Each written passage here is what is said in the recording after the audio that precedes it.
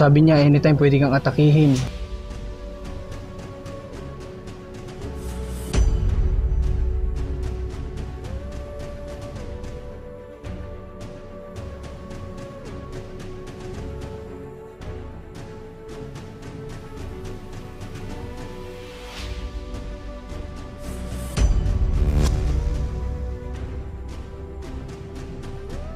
Huwag siya magtagal din, baka malitin siya dito. Wala na akong buhay.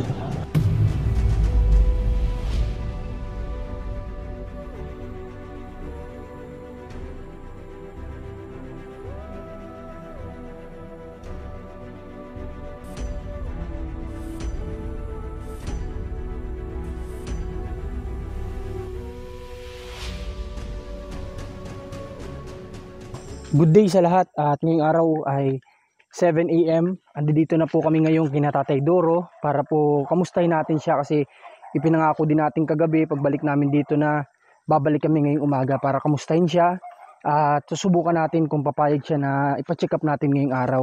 Kasi nga si Tatay Doro ay may dinaramdam, so kailangan nating malaman kung ano yun, yung para hindi nanguhula lang si Tatay Doro na siya high blood, mamaya low blood na pala kasi may ang alam ko sa low blood ganyan din, paras na sintomas, nahihilo.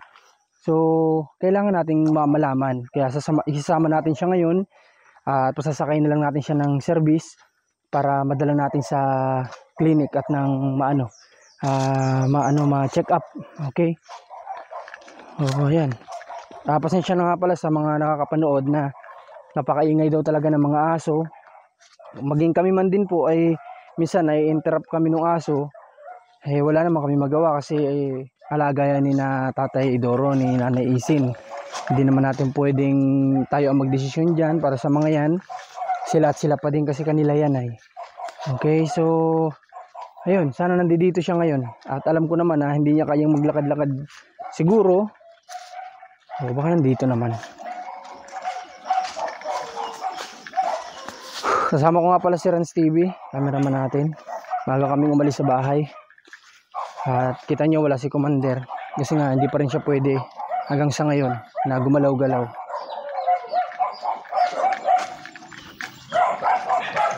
Dito. At pagbungad pa nga lamang dito ay natuwa na ako dahil nakita ko kaagad si Tatay Doro na papalabas ng kanyang pintuan.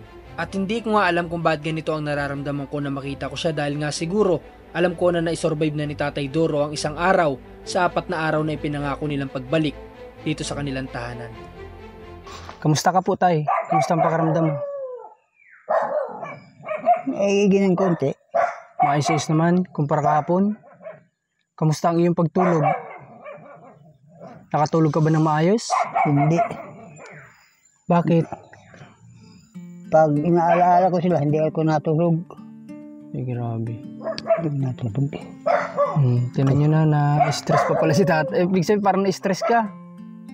Dahil wala sila, iniisip mo sila. Maski sino, maski kaibigan o ano, basta umalis ng ganyan, inaala-alala mo. Basta kapisan sa bahay. Kahit kaibigan lang. Tatay, napakabait pala ng Tatay Doro. Tatay Doro, nag-almusal ka na ba? Hindi pa, nagsaing pa lang ako. Nagsaing ko. Si Tatay Doro naman po ay kaya naman niya magsaing. Ang hindi kaya ni Tatay Doro ay mag-igib, lumabas para bumili ng kanyang pang-ulam. Yun yung di niya kaya. Pero yung pagsasaing, kaya pa naman daw ni Tatay Doro. Ano, Tatay?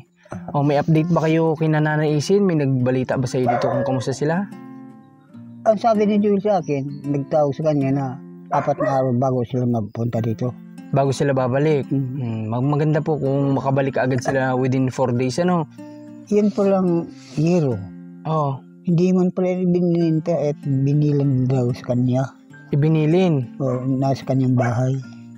Saan po sila kumuha ng pamasahe? Dati may kwarta yun si Ruina eh.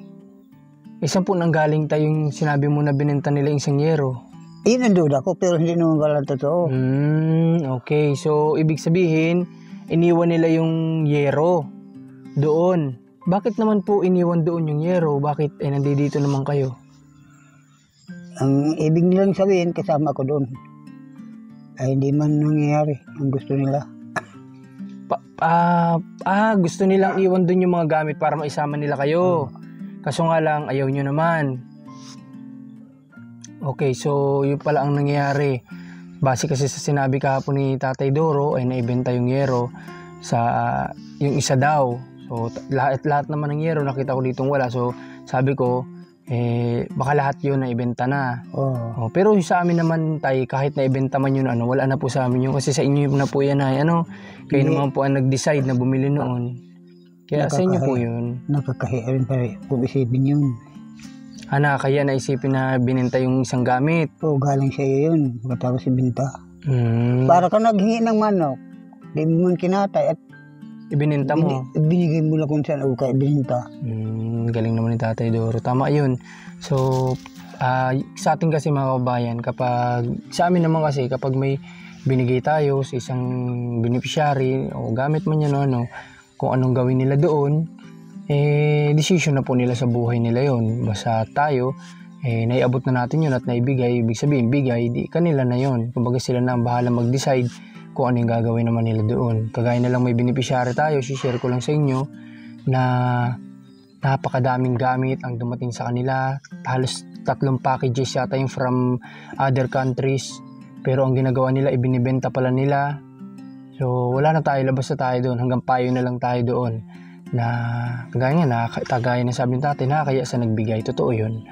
Which is nakakaya doon sa nag-sponsor noon. Pero yun yung decision nila. So wala na kami magagawa doon. Ganun na lang. Okay, Tatay Doro, basta magpakalakas ka dito hanggang sa magbalik si Nanay Isin, ha? At 4 na araw lang naman pala, nandito na. Sana nga makabalik ka agad ng within 4 days. Pero Tatay Doro, kachat ko kagabi yung naghatid kay Nanay Rowena. Dito. Yung naghatid dito. Si Kuya Zander. Kausap ko siya kagabi kasi nga pinapaalam ko yung ginawa nila na nag-alis dito ng hindi ko alam, na wala akong alam. At sabi niya papaano daw makakabalik si Nanay Isin dito, alam niya daw ang buhay kung anong meron si Nanay Rowena. Mga zero nga silang doon ako isama, doon ako may tumira. Ayaw ko. Kasi itong amin ito, malapit ako sa Caraguas. Malapit ako sa tinubuan kong bayan. Kumbaga, malapit ka sa sarili mong lugar. Ayaw ko doon. Kapag doon, napakalayo na. Inabot ko yan, mga lugar na inabot nila. Pero tatay, basta gusto ko, ayoko naman sanang stressin si tatay, pero gusto ko maging ready din siya. Na if ever hindi man abutin ng 4 na araw, mas humigit pa, handa ka naman, okay lang naman sa'yo. Oo. Pero hindi ko kusunadayan. Gusto kong sabihin, kung 4 na araw. Kung 4 na araw ang sinabi, 4 na araw babalik. Pero ganito tayo di ba, nung unang bisita ko sa inyo dito, hindi ko alam kung pang una o pang ilang episode natin yun, tinanong ko si Nanay Isin kung if ever dumating yung anak niya o magkita sila, kung kukunin siya, sasama ba siya. At sinabi niyang hindi kanya iiwan, hindi siya aalis, ano man ang mangyari. Pero nakita niyo po, nagsama naman. Nagsama at babalik din pagka 4 na araw. Pero yung promise niya na hindi siya aalis, hindi kanya iiwan, hindi naman niya natupad yun. Umalis pa din naman siya. Kaya gusto ready ka lang. Kung sakali man na yung pinramis niya din na 4 na araw ay hindi man mangyari, o mali mo naman maging 5 araw lang, 6 na araw, at least ready ka lang. Para hindi lang din ikaw magdamdam. Ngayon sinasabi ko na po sa iyo kasi mas magdadamdam si Tatay Doro kapag yung ine-expect niya ay hindi nangyari. Ine-expect niyang 4 days, hindi nangyari. Mas masasaktan siya. At least ngayon pinapaliwanag na natin baka kung abutin mo ng 5 araw, baka dahil naghahagilap po ng pera, pamasahe. Kasi ibang katulad ko, ang sincere tao ang naglabas sa bunga ng ginagawa. Totoo po yun. Kung ano yung binanggit mo, kung sincere kang tao, yun ang gagawin mo. Totoo yun, tama. Ang dami nating natututunan kay Tatay Doro. Unang-una natutunan natin yung araw, kung anong binigay sa iyo, bigay sa iyo yan, pahalagahan mo yan. Huwag mong ibigay din sa iba, kasi bigay yan sa iyo ng tao o kaibigan mo. Pangalawa, ito, sinabi niya kung sincere tayong tao, may isang salita tayo. Totoo yun. Okay. So, Tatay Doro, kagabi ay susubukan ko sana pumunta kay din sa kamag-anak ni Nanay Isin. May kiusap ako na baka may pwedeng pasamahin sa'yo dito. Ang inusap lang niya dyan si Francia. Ipagluto ka, ganon? O, isang araw, isa lang. Nagpunta ba dito ngayon? Kahapon? Wala rin. Okay. So, di natin masabi, baka naman busy din sa pamilya, ano? Okay. Sige, tatay. Ngayon, tatay, gusto ko sana mapacheck up kita. Okay lang ba sa'yo? Pacheck up kita dyan sa sentro. Okay. Kahit dyan na lang muna para malaman natin kung high blood ka ba o low blood. Kasi ang hirap naman nang huhula lang tayo. Mamaya low blood ka na pala at di ka natutulog. Ang mga resita ko nandyan. Nandiyan ang reseta mo. Reseta yun sa'yo sa diet. May dito rin. Sa Medicare. Meron. Una dyan. Bago ang diet. May reseta na pala sa iyo. Ano bang gusto mo? Dalhin pa kita o bilhin ko na lang yung reseta sa iyo? Kasi nagdududa ko baka swero na naman. Baka swero ka na naman. Kasi high blood nung una hindi ako nagulpi. Mas maigi tayo at least malaman natin kung ano yung pwedeng ano siya. Pero sa tingin ko naman, sa center na lang kita dadalhin. Gusto mo? Para doon, check lang yung BP mo, kung low blood ka o high blood, yun ang kailangan nating malaman. Huwag na muna. Pagdating na lang nila. Ayaw nyo? Pagdating na lang nila. Baka natatakot ka lang. Hindi. Sige, kung yan yung decision mo. Pero ako gusto ko sana may pa-check up kita ngayon. Kaya ako nagpunta ulit dito. Hindi pa ako mamatay basta. Hindi naman yun dun, tay.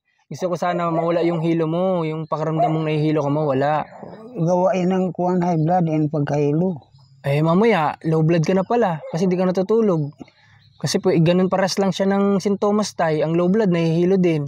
Doon sa bayan, may iba doon na reliyon na Jesus is God. Ang nakalagay doon sa karatula. Doon nagsisamba ang kaparehan ng reliyon. Ako, napapunta rin doon. Ang namumuno doon, at saka doon sa amin. Kababayan mo, sa madaling salita. May anak yun kinuha ng dugo ko, BP, sinasabi. Nag 180. Pagkatapos, 80 naman ang over. Pagdating naman doon sa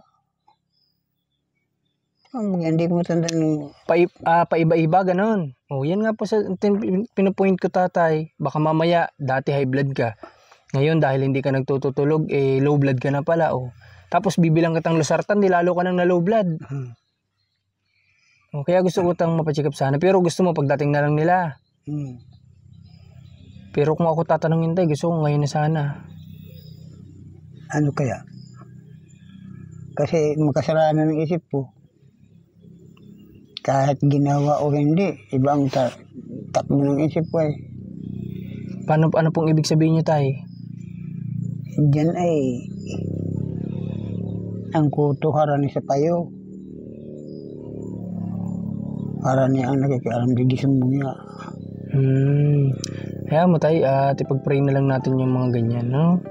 Kasi kung ikaw ba naniniwala ka sa nasa taas, naniniwala ka sa kanya, siya yung masigit na makapangyarihan kaysa sa ating mga tao lang. Kaya kung ano man yung pag-pray natin at dinggin tayo, di siya nang bahalang kumilos. Wag ka nang kumbaga hayaan mo na lang sila. Ano, tay? Okay, pinapoint kasi ni tatay madami daw sa kanilang nangyayari dito. Nakukuha ko ito. Yung kinagat yung puso diyan, na parang na ganyan-ganyan. Isa pa po yan. Diba, yung hindi natapos yung turok ninyo. Isang beses na ako nagpaturok, hindi na ako nagbalik.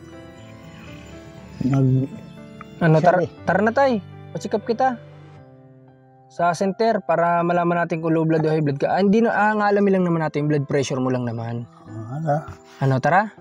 Sige, kukuha kami ng sasakyan mo. Magbihis ka muna. Wala naman ako ibibihis na kuhan. Wala kang ibang damit. Asan ang mga damit mo? Mga labanan yung sinraksak na yun kung saan. Ay, grabe naman yan. Iniwan kang hindi ka man lang muna ipinaglaba. Naglaba sila nung nakaraan tay sa ilog. Damit nila. Ay, grabe naman. Yung sa'yo, hindi nila nilaban? Hindi lang, mga kusot. Nilaban pero kusot. Nilaban naman nila. Bakit hindi pa ba tuyo? Tuyo na yun pero kusot yun. Anong kusot? Oo. Okay lang yun tay, at least malinis. Kaysa ito basa na yung damit mo. Bawa ng pares yan. Kaya nga, magpalit ka po ha. Hindi ko alam ang mga... Ayaw ko pati magparahalong katay. Ay, kaso nga lang, basa yung damit mo lang, magkakasakit ka naman. Ano tayo? Kasi pwede kitang bilan sa bayan. Kaso nga lang, pupunta ka, magbabiyahe ka pa, ibasa yung damit mo. Lalo ka magkakasakit niyan. Dito, hindi naman sa pagkuhan. Ilang gabi ako dito. Wala akong damit, natutulog ako. Ang banas ng bahay na yan. Minsan nakabrit na lang ako. Walang damit. Tay, ganito na lang. Kung ano man yung nakalabas dyan na damit, ipalit mo po at bibilang kita sa sentro ng damit. Ha? Kung ano man yung nakalabas na damit mo dyan, suotin mo na ngayon. At habang kukuha kami ng sasakyan sa labas, ng tricycle. Ha? Sige tayo ha. Magpalit ka. Tara, halika. At kaya nga ma-check up ka po ay hindi pwedeng hindi. At ang paglakad ko lang mahirap kang mata. ayos lang, daan-daan lang naman. Para hindi ka mahilo.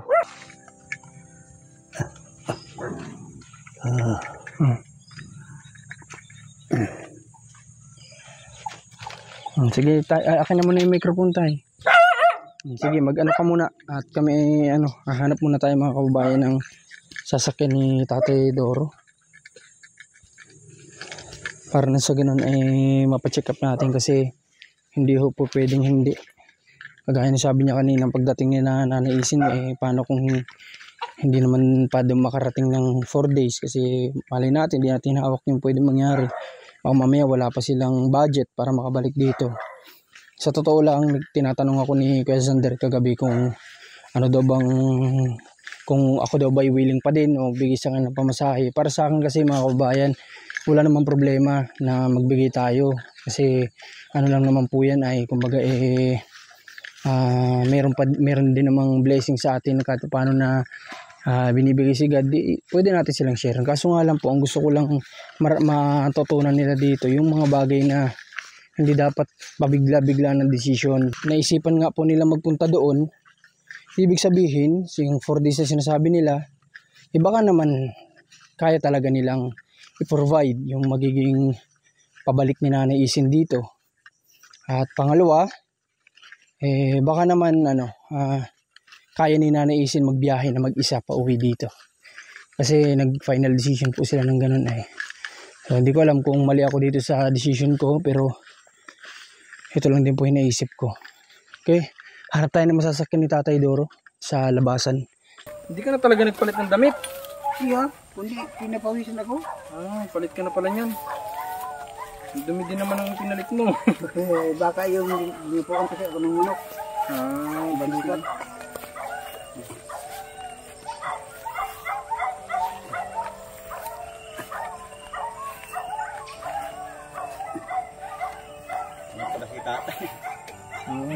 Tanda na. Ay, 80%. Mama, 90 na pala yung silo. Paabot ka ng 100 para hindi may makuha ng 100,000. Kaso nga yung sakit engine na lapit. Sakit na lapit.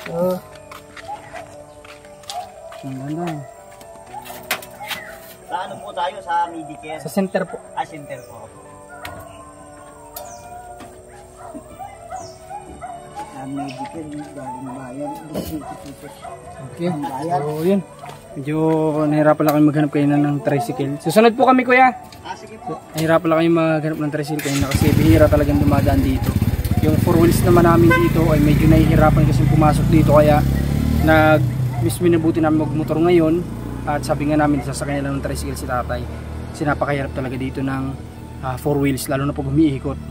So tara, sunod na tayo doon papunta ng center para malaman natin yung talagang nararamdaman ni Tatay Doro. Tara po.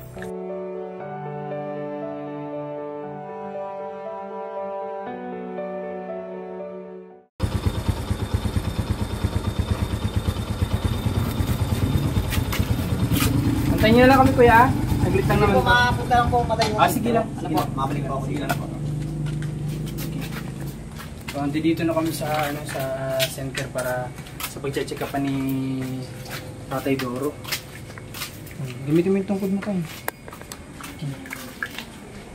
Pasarans, mamaya kunin mo yung pagkain niya dun sa nasa iyo yata. Okay, sir. Okay. Para malaman natin kung ang sanhi na kinakahilo ni Tatay Doro.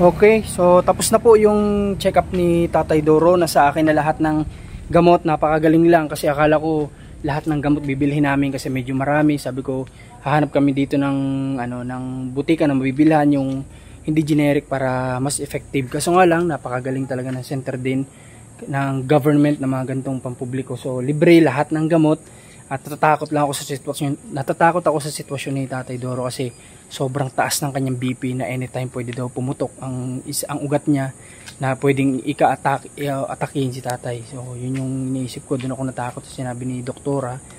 At napakadaming gamot, pati vitamins andito na lahat. Basta ang dami, kailangan niyang i-take ito. Ang kailangan lang talaga may mag-aasikaso kay Tatay, kaya kailangan niya si Nanay Isin para may mag-aasikaso ng pag-inom niya ng gamot kasi hindi natin alam kung iinumin ba ito ni Tatay o hindi. So kailangan niya itong inumin para sa kanya rin ito. So ngayon, didiretso tayo sa sentro, papakainin muna natin siya. Ganoon na rin yung driver, yung tricycle driver, papakainin din natin. So tara po, samahan niyo po kami. Okay, Tatay Doro.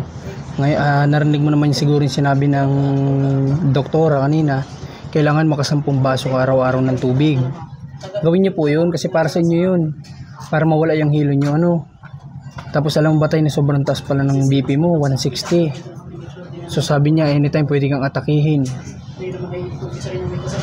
Kaya kailangan gawin mo yun para hindi ka atakihin, ha? Uminom ka ng tubig, ha? Inom ng tubig, 10 baso kada araw. Tapos lahat ng ipapaliwanag ko sa iyo mamayang gamot mo, iinumin mo yun. Ha, Tatay Doro? Gawin niyo po yun kasi nabanggit sa akin ni Tatay Doro kayo na hindi daw siya umiinom ng tubig. Ba't di ka umiinom ng tubig, Tay? Mahina ko makakain ako, kaunti lang ng tubig ay niyo. Ayun ang kailangan mo, Tay. Kung saan ka mahina, yun pa yung kailangan mo. Kasi kailangan mo talagang makarami ka ng iinumin na tubig.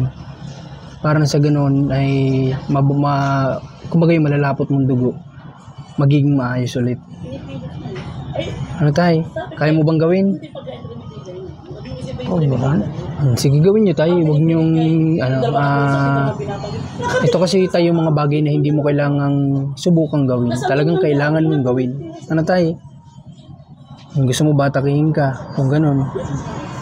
Lahat naman tayo ayaw, di ba? O yun yung paraan, ha? Tapos ang daming gamot, napakarami. Doon may vitamins ka araw-araw. Tapos yung kapag may tuturo ako sa iyo na kapag nahihilo ka, tsaka mo lang siya inumin, ha? Tapos yun, nandun dinagdagan lang yung para sa high blood mo, dinagdagan nila ng isa pang gamot. Ano, Tatay? Bali 2 na yung sa pang high blood mo. No? Kung ano yung oras tayo ng pag-inom ng gamot, yun yung susundin mo. May orasan ka ba sa inyo? Wala. Yun pala ang problema ni Tatay, kaya pala hindi niya alam kung ano oras siya uminom ng gamot. Kasi pag tinukala ko ng diferensya ko, na inom. Tuwing anong oras ka ba, tuwing anong oras ka lang ba umiinom? Sabi mo pa iba-iba. Kung nakakaisip ka ng gabi. Maga, minsan tanghali, minsan hapon. Kaya pala hindi na maintain. Kaya nga maintenance, dapat isang oras lang kung ano yung dapat na iniinom mong oras. Yun lang yun, hindi pa bago-bago. Kaya nga maintain ay, paano na natawag na maintain kung pa iba-iba, di ba? Kaya dapat kung anong oras, bibilang kita ng orasan sa inyo, ha? Kung anong oras yung pag-inom mo, yun lang dapat, hindi pa iba-iba. Itatak mo na sa isip mo na, alas 8 na, may kailangan akong obligasyon akong inumin na gamot, ganyan. Ang tatay, okay ba sa'yo yun? Oo. Okay, sige. So mga kabayan, dito kami kakain lang kami para makapananghalian na si Tatay Doro para pag-uwi doon. Yung sinain niya, mamayang gabi niya na pwedeng kainin yun. Para ngayon, malam na yung tiyan niya at pwede na siya agad uminom ng gamot sa ngayon. Okay, kagaya ng vitamins niya. So, pati si Kuya, ipapakainin din natin yung driver ni Tatay. Nakabitin ng kaldero kong may sinaing. Nakabitin? Ang kaldero, binitin ko. At saka Tatay, meron pala akong gusto sabihin sa iyo. Sa panahon na ito, kailangan mo si Nanay Isin. Kasi siya yung asikaso sa'yo ng pag-inom ng gamot mo. At saka natakot ako doon sa sinabing pwedeng atakihin anytime. At saka sabi ng doktora, yung center, mayroon pala center sa inyo, kailangan every other day dadaling ka doon. Kasi ang BP pa iba-iba. Kailangan lagi daw monitor ang BP mo. Kaya kailangan nandito si Nanay Isin, siyang kailangan mo. Kasi kami, madami din kami lakad. Ikaw lang yung pinapriority namin ngayon kasi alam namin kailangan mo kami. Yung iba kong pinupuntahan, hindi ko na muna inaasikaso. Ikaw muna iniintindi ko. Kasi nga alam kong kailangan mo kami sa ngayon. Tatay, kaya sana kung pwede mo makausap si Nanay Isin, sabihin mo sa kanya. Ha? Anong gusto mo sabihin sa kanya sa camera? Napapanood niya tayo ay. Kung may pamasa siya, umuwi na. Huwag siya magtagal dyan, baka malitin siya dito. Wala na akong buhay. Okay, sana mapanood ni Nanay Isin ito at ni Nanay Rowena. Grabe naman itong na to. Ang hirap po, sobra. Ang hirap kasi na mag-isa. Mas ganito pa yung iniwan nila. Buti sana kung malakas po sa kalabaw yung iniwan nila, okay lang. Pero mahina pa po sa si tatay ay. Hindi nga ako napapakinabangan sa pag-igil, pagkuha ng kahoy. Mahina pa sa 5 taong gulang.